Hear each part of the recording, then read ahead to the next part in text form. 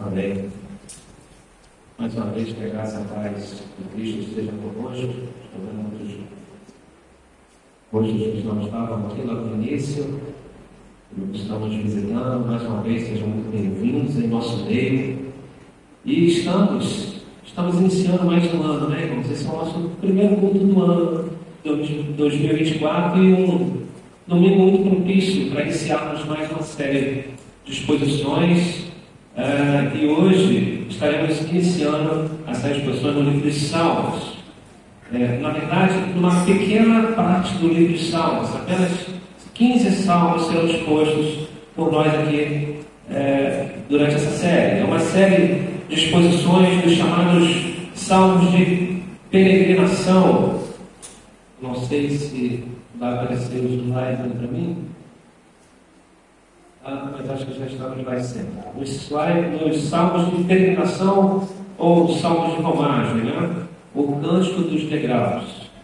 E antes de falarmos desses salmos de peregrinação, eu quero fazer uma pequena mesmo introdução básica sobre o livro de Salmos. E falar sobre o livro de Salmos como um todo. Primeiro, falar sobre o título.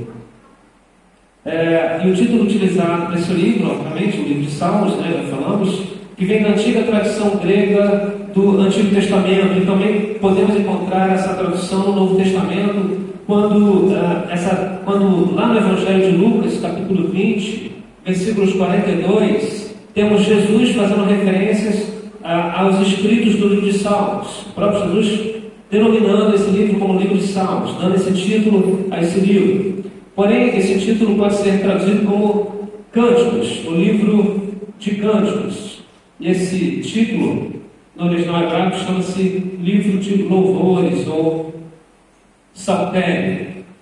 Esse livro está entre os 5 livros poéticos das Escrituras, né?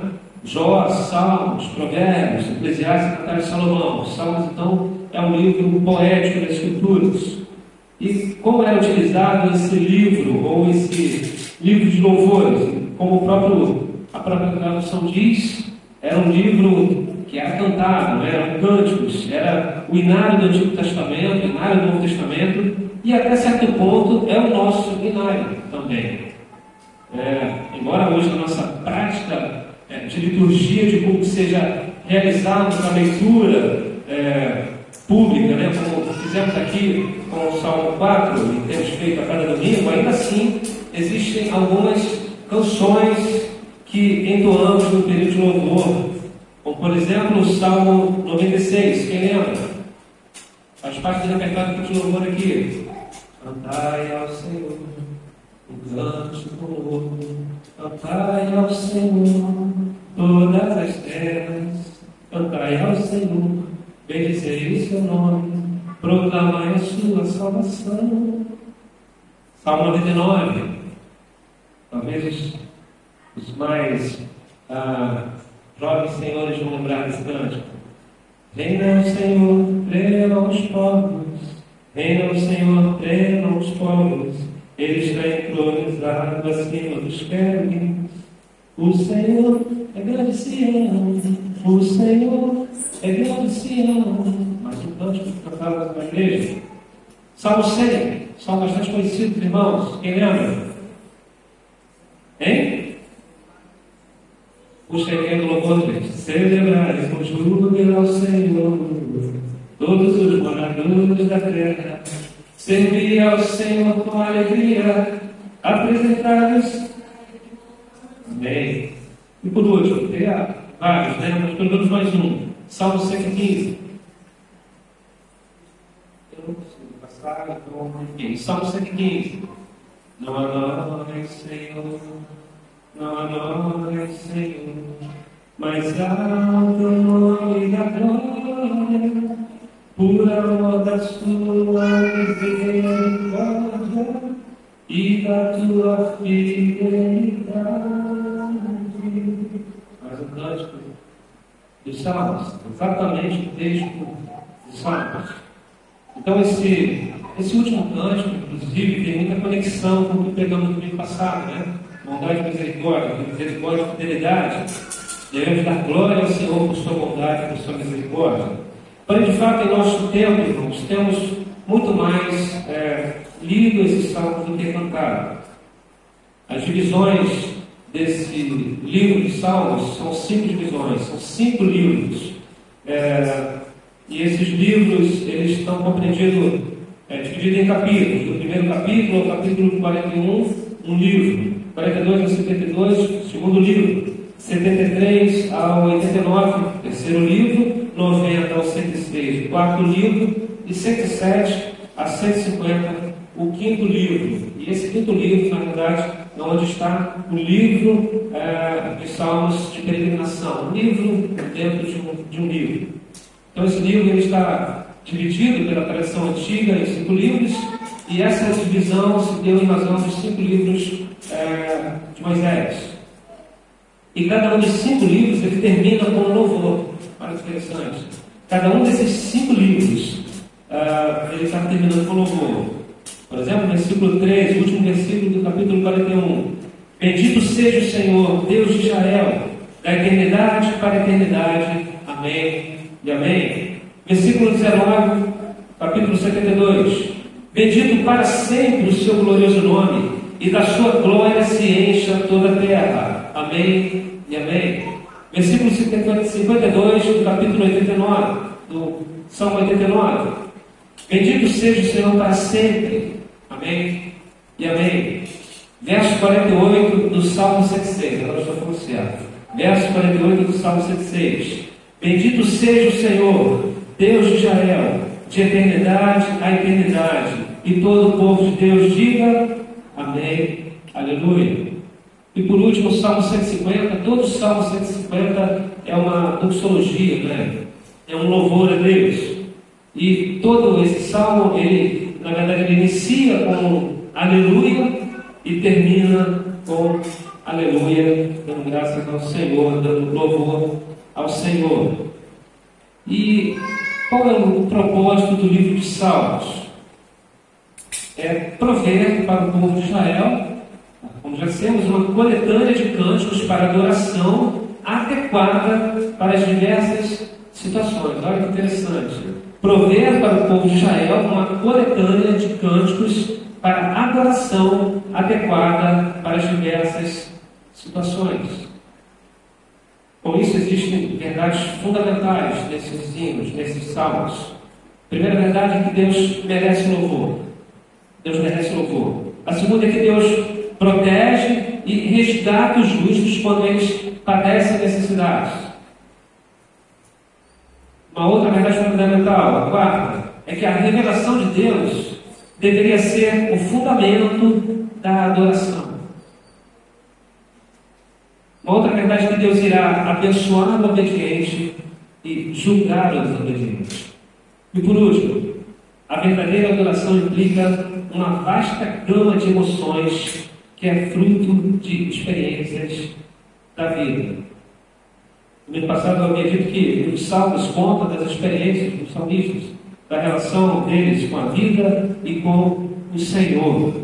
Então, após esse breve panorama dos salmos, muita coisa poderia ser dito, mas antes mesmo de entrar no salmo de nossa exposição dessa manhã, o Salmo 120, eu quero falar sobre o significado do nome dado para os salmos dessa exposição, os salmos de peregrinação, os salmos para a vida. E algumas versões chamam de salmos de peregrinação, outras salmos de romagem, outros cânticos dos degraus. Eu vou falar só sobre peregrinação e romagem. O termo romagem já foi explicado aqui, mas significa uma peregrinação, uma caminhada com o intuito de ir a um lugar religioso. Romagem, romaria. Eu lembro que em uma de nossas viagens à Conferência da Fiel, no retorno de volta para o Rio, passando na região da cidade chamada Aparecida, São Paulo, um pouco antes mesmo de passarmos ao entorno dessa cidade, nós podemos avistar alguns romeiros da religião católica romana fazendo esse trajeto até o seu templo religioso em Aparecida. É isso que significa romagem, uma ida a um lugar religioso. E os salmos de peregrinação, o termo salmos de peregrinação, foram salmos escritos para serem entoados durante essa peregrinação, durante essa romagem. Os judeus, enquanto iam para Jerusalém para adorar no templo, eles iam cantando esses salmos de peregrinação. Eles precisavam fazer isso pelo menos 3 vezes, conforme a lei de Moisés exigia. Por isso o nome salmos de peregrinação. Enquanto eles peregrinavam para o templo em Jerusalém, eles cantavam esses salmos. Essa peregrinação ela ocorria por um determinado tempo de percurso, obviamente. Eles levavam a família, animais para sacrifícios, tendas para dormirem à margem do caminho. E quando chegava o tempo, eles adoravam, ofertavam e realizavam os seus sacrifícios. Vamos lembrar que, após Cristo, não é mais assim que fazemos. Passamos a ser templo do Espírito Santo e cultuamos como igreja e com a igreja nos locais de culto, dominicalmente ou em qualquer dia em que a igreja se reunir para adoração. Porém, num contexto mais amplo, em analogia a esses salmos, todos nós estamos peregrinando até a cidade celestial, até o novo céu, até a nova terra. Estamos peregrinando aqui na terra estranha até estarmos definitivamente com Cristo. E os judeus, eles faziam esse percurso, faziam essa viagem cantando esses salmos de peregrinação. Eu já deixo aqui uma sugestão minha para os irmãos, quando estiverem na caminho da igreja, venham cantando salmos ou louvores de adoração. Tenho certeza que o seu coração virá mais preparado para a comunhão, para ir comunhando lá juntos na congregação. Mas é claro, isso não é mais uma costura, não é uma regra, porém, não posso dizer que não seja bom para nós irmos para a igreja adorando o Senhor. Esses salmos, eles são compostos de 15 salmos, né? Iniciam no Salmo 120 e terminam no Salmo 134. Os autores desses salmos de peregrinação são Davi, Salomão e anônimos. Salmos que são anônimos, não conhecemos a autoria. Davi escreveu os Salmos 122, 124, 131, 134. 4 salmos apenas. Salomão escreveu o Salmo 127. E os demais salmos, os 10 salmos, são anônimos. Não podemos afirmar a sua autoria. Então, quais são os assuntos desses salmos? Do que esses salmos irão tratar? Não vai passar, né? 10.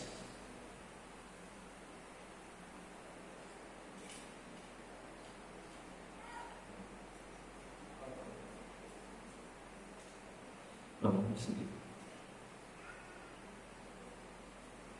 9. Esse 9? Enfim, irmãos, no domingo passado eu havia dito que o livro dos Salmos é um livro de experiências, de fato são declarações das experiências vividas por seus autores enquanto viviam como peregrinos aqui nessa terra.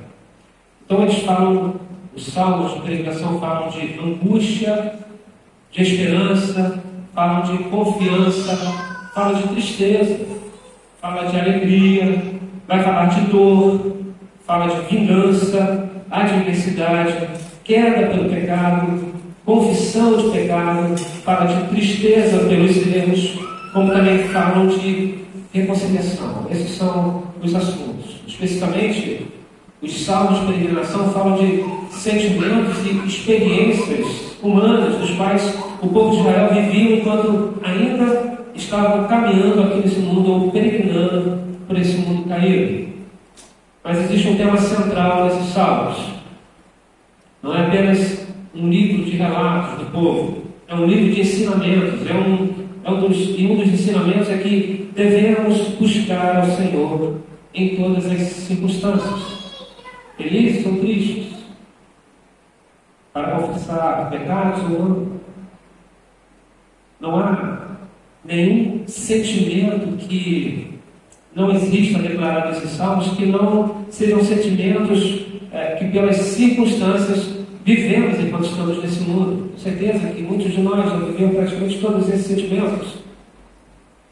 Portanto, enquanto estamos peregrinando por essa terra, a caminho do templo, que no nosso caso é a caminho de casa, a caminho do novo céu e nova terra, nós vamos entoando esses salmos. O termo peregrino é um termo bastante apropriado para nós que somos cristãos.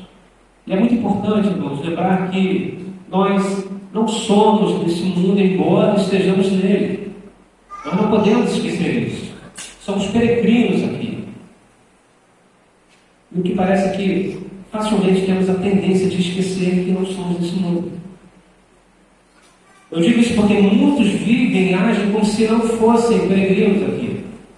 O que os fazem parecer até mesmo cidadãos dessa terra. Parece ter a cidadania do mundo caído, por estarem tão agarrados ao que esse mundo produz e o que ele tem para oferecer. Então nós pensamos, irmãos, somos peregrinos, não somos desse mundo. Esses salmos, eles irão nos ensinar como nós devemos nos comportar diante das experiências que vivemos aqui nesse mundo. Como Deus nos ensina a viver nas diversas situações de nossa vida por meio desses salmos de peregrinação. E a minha oração é que você seja encorajado, seja animado e fortalecido em Jesus através das exposições e das aplicações práticas desses salmos nas nossas vidas.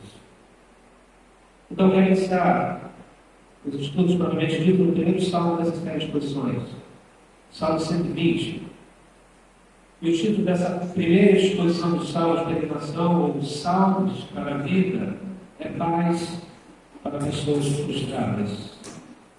O Salmo 120 irá falar da paz que é possível para os que clamam ao Senhor e confiam nele. É possível que uma pessoa frustrada encontre paz no Senhor se essa mesma pessoa orar, derramar o seu coração diante de Deus, diante da cruz do Calvário, da mesma forma que o salmista fez em sua declaração nesse salmo. Independente da resposta de Deus, ainda pode haver paz. Vamos ler o texto. Abra suas Bíblias, então coloquei slide para todos nós lermos na mesma versão. Salmo 120. Eu vou ler sozinho esse salmo, depois eu vou pedir aos irmãos que leiam junto comigo. Diz assim a palavra do Senhor: na minha angústia, clamo ao Senhor, e Ele me ouve. Senhor, livra-me dos lábios mentirosos, da língua enganadora. O que lhe será dado, o que lhe será acrescentado, ó língua enganadora? Flechas afiadas de guerreiro e brasas vivas de zinco. Ai de mim, que peregrino em Meseque e habito nas tendas de Quedar. Já há tempo demais que habito com aqueles que odeiam a paz. Sou pela paz. Quando, porém, eu falo, eles teimam pela guerra. Eu quero ler esse texto juntamente com os irmãos. Vamos ler juntos, irmãos. Na minha angústia, clamo ao Senhor, e Ele me ouve. Senhor, livra-me dos lábios mentirosos, da língua enganadora. O que lhe será dado, o que lhe será acrescentado, ó língua enganadora? Flechas afiadas de guerreiro e brasas vivas de zinco. Ai de mim, que peregrino em Meseque e habito nas tendas de Quedar. Já há tempo demais que habito com aqueles que odeiam a paz. Sou pela paz, quando porém eu falo, eles teimam pela guerra. Irmãos, esse é um salmo onde, em sua estrutura, temos o salmista em um estado de angústia. Começa o salmo falando que está angustiado, e por estar nesse estado de angústia, ele clama ao Senhor por socorro, na certeza que o Senhor ouve a sua oração.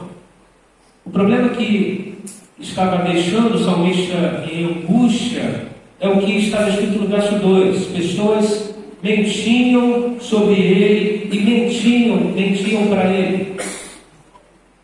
E por isso, frustrado com essa vida de calúnias a seu respeito, ele clama ao Senhor por alívio. Ele pede para que Deus o livre dessas pessoas que mentiam a seu respeito, que o difamavam e que o enganavam com línguas enganadoras. Ele pede que o Senhor afaste dele essas pessoas mentirosas. E Deus, de fato, ouve a sua oração. Deus ouve a sua oração. Porém, a resposta do Senhor é bem diferente daquilo que ele esperava. E a partir do verso 3, a percepção da situação desse povo maldizente começa a ser percebida e o salmista passa a olhar para a situação da perspectiva do Senhor e não mais da sua própria perspectiva. Ele olha com os olhos de Deus. O salmista ele se sentia angustiado, encurralado, ele se sentia frustrado porque não conseguia ter paz diante dessa situação.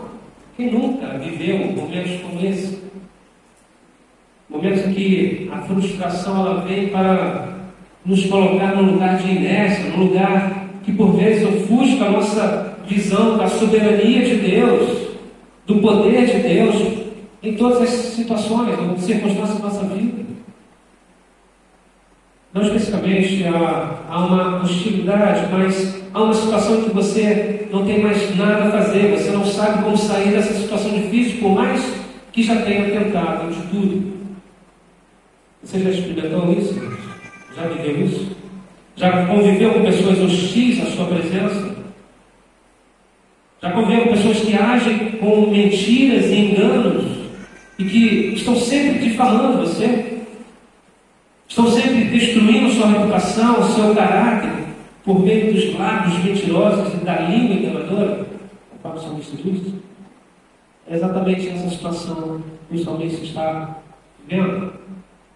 Está vivendo com pessoas que mentem a seu respeito e o enganam com paginações, conforme o texto diz. E diante dessa situação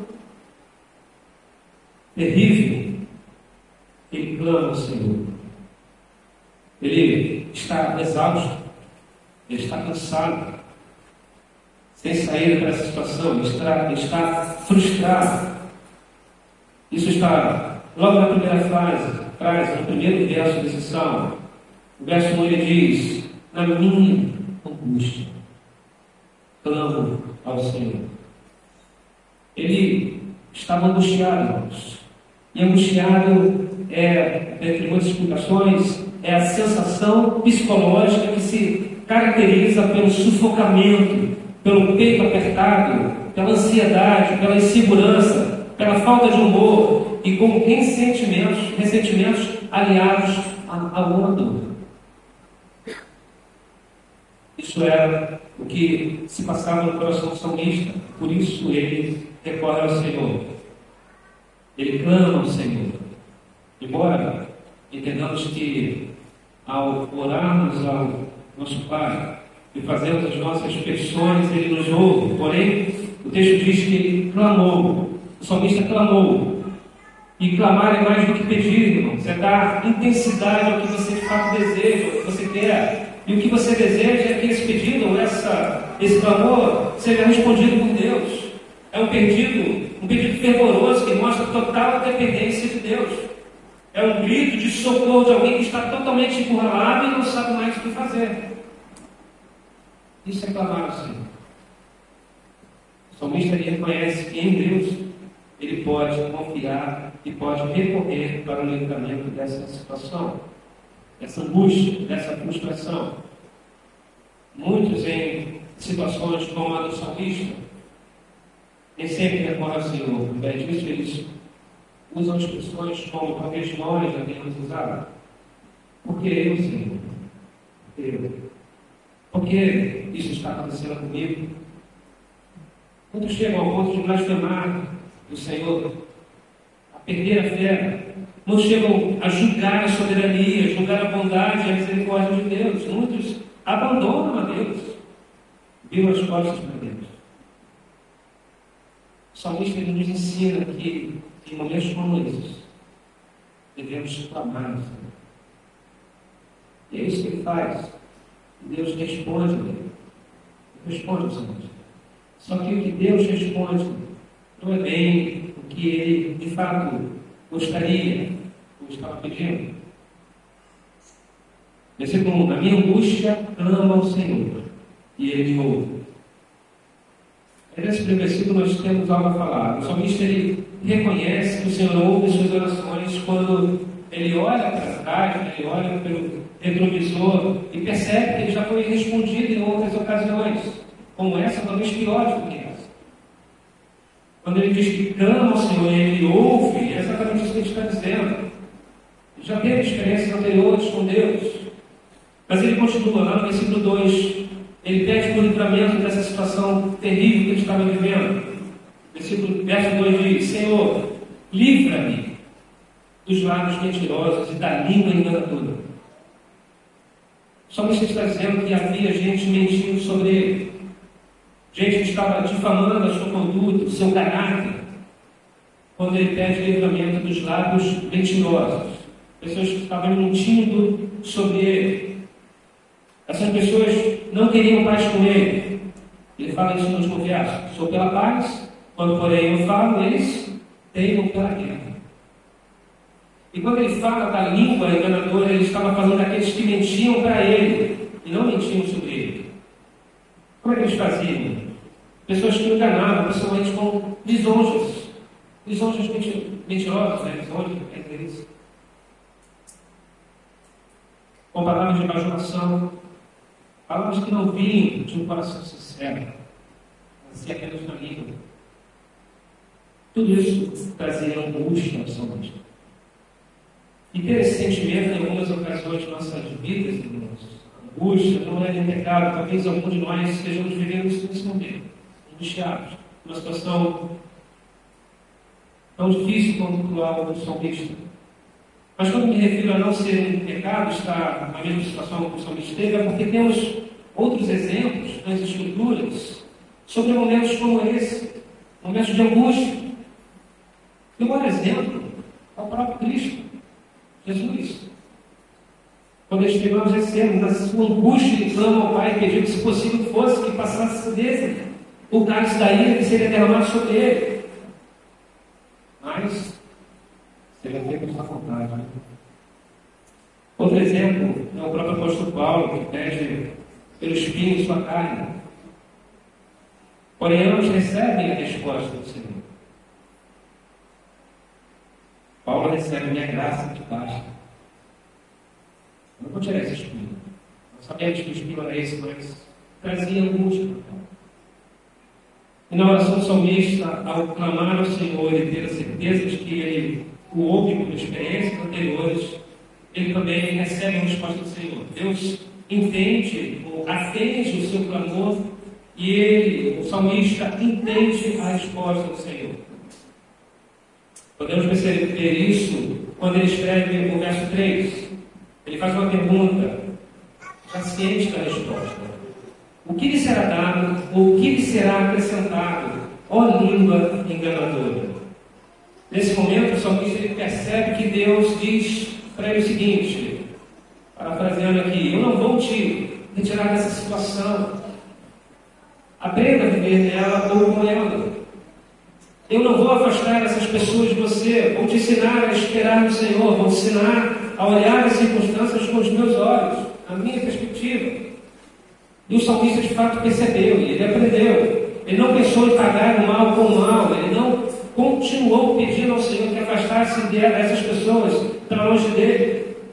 Quando ele pergunta o que lhe será dado ou o que lhe será acrescentado, no verso 3, a língua enganadora, ele já havia percebido que Deus iria em algum momento, ou apenas no final de todas as coisas, dar a devida retribuição aos que procediam dessa forma pecaminosa e cruel para com ele, se assim não se arrependesse. A certeza disso está na resposta que o salmista dá no verso 4. Ele faz a pergunta e ele mesmo dá a resposta. Flechas afiadas do guerreiro e brasas vivas de zimbro. É isso que as línguas enganadoras iriam receber. Isso era dado para esses lábios mentirosos. O salmista não estava falando de que ele mesmo faria juízo com essa gente. Não é isso. Não seria ele que iria atirar essas flechas em seus inimigos, ele não iria partir para cima deles. O texto diz que ele estava angustiado e não enfurecido. Flechas. As flechas certamente não estão em nosso contexto atual de armamento, né? Porém, flechas afiadas do guerreiro eram instrumentos mortais. Pontas bastante afiadas que, ao acertar o alvo, certamente provocaram um ferimento profundo e mortal. Podemos até dizer que a língua, nesse contexto, poderia ser assemelhada a uma flecha afiada que atinge o coração provocador, angústia, fere o coração.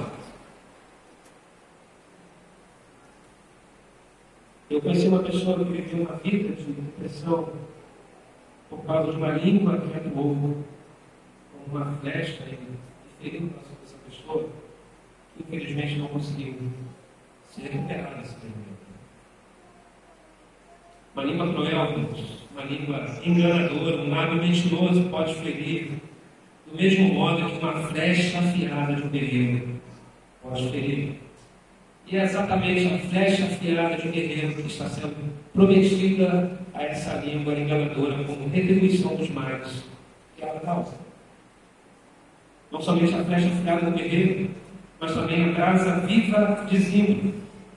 E a ideia aqui é que os carvões, a brasa feita com a madeira de zimbro, madeira de zimbro, seriam intensamente quentes e causariam mais dor do que se fossem feitos com outros tipos de madeira. E tanto a flecha afiada e o fogo do zimbro é o que está sendo prometido como retribuição aos que agem com sua língua enganadora e seus lábios mentirosos nessa ocasião do texto. Versículo 3 e 4. O que lhe será dado, ou o que lhe será acrescentado com a língua enganadora? Flechas afiadas de guerreiro e brasas vivas de zimbro. E quem é que dará essas coisas aos que assim vivem, irmãos? Conforme o Salmo, o próprio Deus, e não o salmista. O próprio Deus, e não o salmista. Deus está dizendo para o salmista o mesmo que disse para o apóstolo Paulo: a minha graça te basta. Eu te ensino a conviver com essas situações. Eu te fortaleço com a promessa de que o juízo virá para tais pessoas se essas pessoas não se arrependerem de seus pecados e de sua conduta. É com essa certeza que o salmista se sente consolado. Ele não permanece na expectativa de que essas pessoas seriam retiradas do seu caminho, mas ele permanece com eles e deixa o caso para se resolver. E Deus, de fato, resolve seu tempo, ou durante a peregrinação, ou ao final dela. No fim de todas as coisas.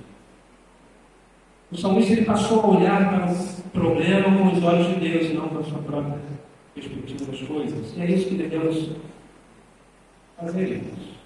Olhar para os problemas com a perspectiva de Deus e não na nossa, porque se olharmos por nossa perspectiva, vamos pegar as flechas afiadas de guerreiros e sair atirando sobre toda a língua enganadora. Vamos pegar as brasas de zimbro, que são bem quentes, e sair lançando sobre os lábios mentirosos. Ou até mesmo podemos agir conforme o salmista antes da sua oração, ficando angustiados, tristes, deprimidos, frustrados por viver a situação ou situações semelhantes. O salmista ele vai terminando o seu hino com alguns lamentos, porém com uma disposição pela paz e em continuar a viver no meio dessas pessoas, mesmo que cansado, mas continuaria a viver pela paz. Esse lamento está registrado nos últimos versos 5 a 7, onde ele diz: ai de mim, que peregrino e miséria que habito nas tendas de pecado. Já há tempo demais que habito com aqueles que odeiam a paz. Sou pela paz, quando porém eu falo, eles temem pela guerra. O salmista está dizendo que está vivendo entre seu povo como se não fosse do seu povo. Ele diz lá no verso 5 que peregrina em Meseque e habita em Kedar. Essas de fato são cidades ou regiões onde ele diz que habita ou peregrina, e ninguém pode habitar em duas dois lugares ao mesmo tempo. O salmista está lamentando quão terrível está sendo viver onde ele está vivendo, onde ele está. E aparentemente, entre o povo de Israel, mas o que mais parece é que ele está vivendo em terra estrangeira e hostil, mesmo no meio do seu povo. Essas duas regiões, deserto e Gerar, eram regiões muito distantes, né? Elas eram completamente opostas a Israel, mas uma era pagã e a outra era hostil, guerreira e predadora. Esse é o exemplo que ele dá. Os exemplos. O salmista está dizendo que viver entre as pessoas de lábios mentirosos e língua enganadora era como a vida nessas duas regiões onde habitava gente pagã e gente hostil, guerreira, predadora. Era assim que ele se sentia no meio dessa gente. E ele lamenta por isso. E lamento, em algumas ocasiões, como já disse, estava por algumas vezes fazendo. Às vezes as coisas ficam muito difíceis e por isso lamentamos o estado em que nos encontramos. O que o salmista está fazendo no término desse salmo. Mesmo após orar, mesmo ouvir a resposta de Deus aí, se ele lamenta, ele já havia clamado ao Senhor, ele já havia entendido que o Senhor havia dito para ele o que o Senhor haveria de fazer com esses mentirosos e caluniadores. Ele se sentia um estrangeiro, como se estivesse em outra região, quando na verdade possivelmente estava com o povo de Deus, ou com os que em algum grau havia alguma familiaridade com ele. E isso estava trazendo canseira para a situação. Ele estava cansado daquela situação. Quem nunca se sentiu assim? Cansado, exausto, de não ver mudanças, talvez em pessoas que já deveriam ter mudado. Mas ele confiou no Senhor e permaneceu com eles. No verso 6 ele afirma que o que ele vivia, já vivia por um longo tempo. Já há tempo demais que habitam aqueles que odeiam o Pai. Ele estava cercado de pessoas que não queriam paz com ele, mas parece que ele era odiado. E fica fácil perceber isso quando lemos o verso 7. Estou pela paz, porém quando eu falo, somente quando eu falo, eles temem pela guerra. A paz era o que o salmista procurava. Mas o efeito parecia ser o contrário. Quanto mais o salmista falava em paz, mais eles queriam fazer guerra contra ele. Era um povo bastante hostil a sua pessoa. O texto não diz que eram apenas o povo de Deus ou um povo pagão. Mas independente de qual povo ele estava convivendo, ele se sentia como um estrangeiro, como um peregrino no meio de seu próprio povo. Mas ele deixa claro que ele estava perseverando mesmo em meio ao lamento. Ele perseverava porque essa foi a resposta de Deus para ele. Ele foi consolado pelo Senhor e instruído a permanecer da mesma forma que o apóstolo Paulo em se contentar com a graça e permanecer como espinho. Como se Deus tivesse dito para o salmista: não deseje o juízo a essas pessoas, o juízo me pertence, porém persevere, continue, vá em frente, sempre clamando a mim, que te sustentarei nessa peregrinação. Será por vezes difícil, porém eu estarei contigo, te consolando e lhe fazendo perseverar no caminho. Amém? Vai fazer apenas 3 aplicações sobre esse texto. E temos pelo menos 2 maneiras de nos colocarmos inseridos no contexto desse salmo. Eu gostaria que você fizesse isso agora. A primeira maneira de nos colocarmos no contexto desse salmo será pedindo para você pensar ou lembrar quantas vezes você esteve na posição daqueles que usaram suas línguas para difamar alguém. Quantas vezes você esteve na posição de ferir alguém com sua língua, difamando seu irmão, comentando sobre o pecado do seu irmão, julgando seus erros, criticando suas ações, ou bajulando de forma mentirosa, falando apenas aquilo que está na língua mentirosa, e não no coração sincero de alguém que teve esse mesmo coração transformado e capacitado para amar seu irmão e amar seu inimigo. Quantas vezes isso ocorreu? O que está saindo dos seus lábios, ou de sua língua? Tiago diz que a língua se assemelha a um pequeno leme capaz de mudar a direção de um grande navio. Abra lá, vamos acompanhar essa leitura. Tiago, capítulo 3, versos 4 a 6. Tiago, capítulo 3, versos 4 a 6. Observem, igualmente, os navios que, sendo tão grandes e impelidos por fortes ventos, são dirigidos por um pequeníssimo leme e levados para onde o piloto quer. Assim também a língua, pequeno órgão, se gaba de grandes coisas. Vejam como uma fagulha incendeia uma grande floresta. Ora, a língua é um fogo, é um mundo de maldade. A língua está situada entre os membros do nosso corpo e contamina o corpo inteiro. E não só põe em chamas toda a carreira da existência humana, como também ela mesma é posta em chamas pelo inferno. Palavra dura. Parece que Tiago, nessa última frase, está no contexto da resposta do Senhor ao salmista, quando ele falou sobre as brasas vizinhas.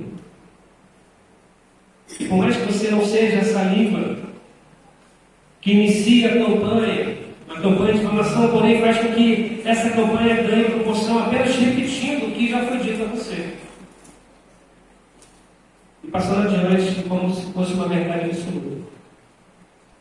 Que Deus nos faça cair em arrependimento e a voltar a usar a nossa língua para a edificação da igreja, da nossa família, daqueles que estão conosco, não difamando a igreja.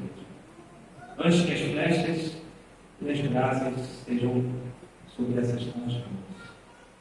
E a segunda aplicação, agora eu peço que vocês coloquem na posição do salmista. Ele estava em angústia por ter seu nome difamado, por receber hostilidade, por receber críticas, bajulações, mentiras, engano. Primeiro, quero dizer que isso é muito comum para o cristão viver com esse salmista. Se você de fato não crê verdadeiro no Senhor, saiba que isso é talvez um estado comum de se viver. Lembre-se que está escrito no nosso Sermão do Monte, vamos conferir para Mateus, capítulo 5. Evangelho de Mateus, capítulo 5, versos 10 a 12, diz assim: Bem-aventurados perseguidos por causa da justiça, porque deles é o reino dos céus. Bem-aventurados são vocês, quando por minha causa os insultarem e os perseguirem, e mentindo disserem todo o mal contra vocês. Alegrem-se e exultem, porque é grande sua recompensa dos céus, pois assim perseguiram os profetas que viveram antes de vocês. Então, para você que se colocou no lugar do salmista, transforme a sua angústia em alegria, em júbilo, porque grande será a sua recompensa. O salmo que acabamos de estudar nos ensina a clamar a Deus em nossa angústia, como também nos ensina a lembrarmos que Ele já nos ouviu em ocasiões anteriores. Ensina-nos que Deus responde orações.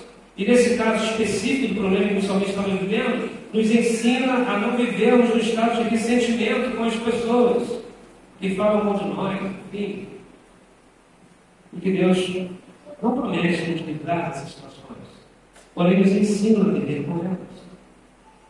Ele te dá mais graça para que você passe a olhar para essas pessoas com o coração piedoso e a continuar buscando a paz com elas.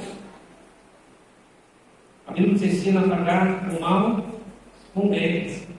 Coisas difíceis, mas a graça nos ajuda.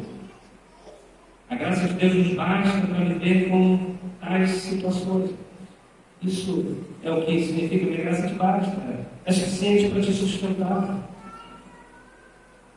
Que você possa cantar a mesma canção que os irmãos conhecem, que o pastor Paulo César, do Bloco canta. Senhor Jesus, eu não entendo os pingos, mas se a cruz é o fim desse caminho, dá-me mais graça Não sou maior que o Senhor, apenas servo sou, apenas servo e nada mais. Dá-me mais graça, Senhor, dá-me mais graça. Passe os teus dedos nos meus olhos, vem me consolar. Dá-me mais graça, Senhor, dá-me mais graça. Faze-me em Cristo outra vez ser mais presente, Senhor. Vem, que assim seja na sua vida.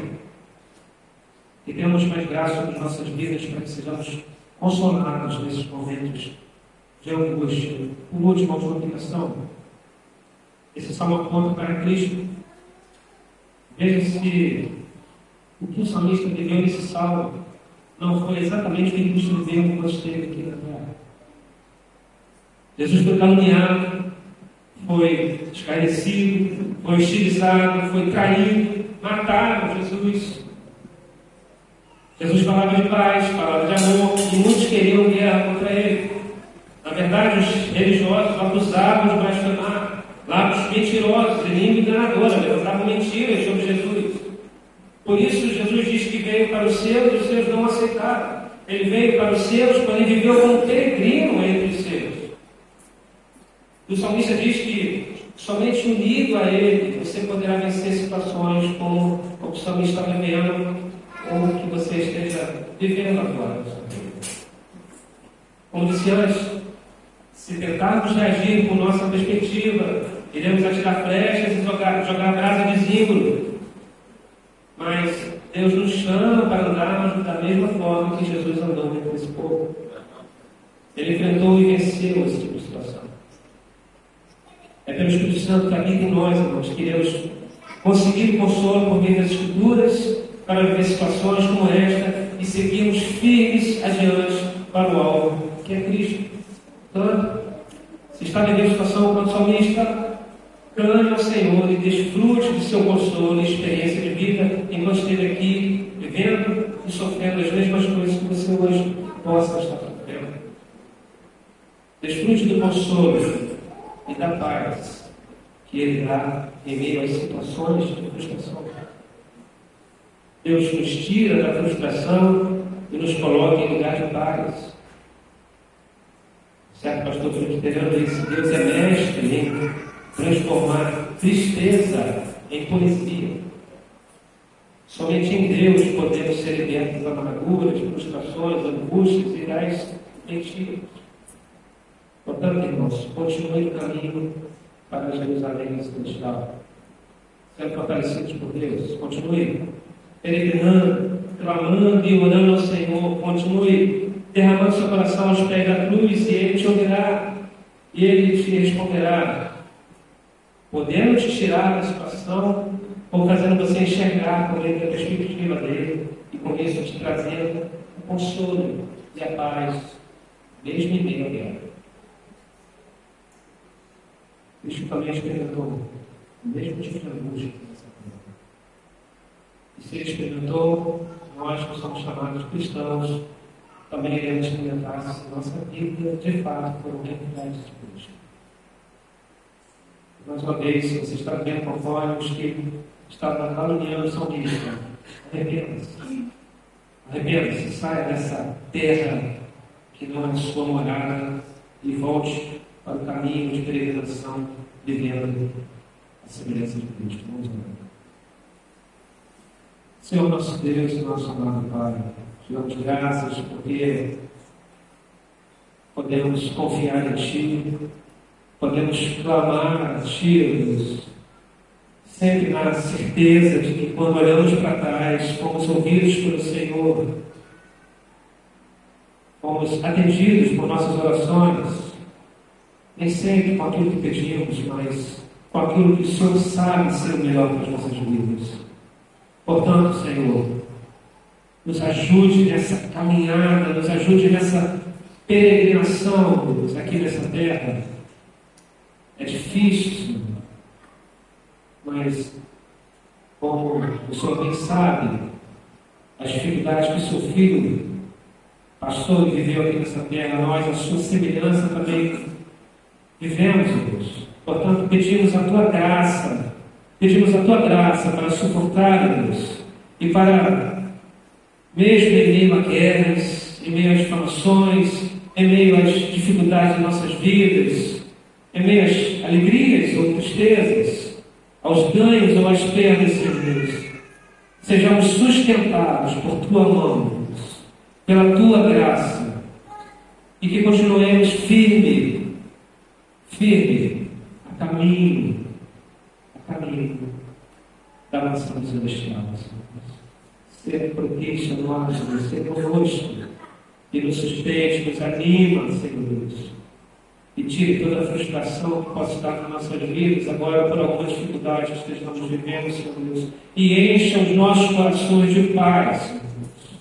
Enche os nossos corações de paz. Essa, Senhor Deus, é a nossa oração. E que o amor de Deus, o Pai, a graça salvadora de Jesus Cristo, e a comunhão e a consolação, Senhor, do Santo Espírito, seja com cada um nesta manhã, nesta igreja, que peregrinos que são, a caminho do encontro contigo, Senhor, e com todo o povo de Deus espalhado sobre a face da terra, hoje e para todos sempre. Amém e amém. Estamos encerrando o culto desta manhã.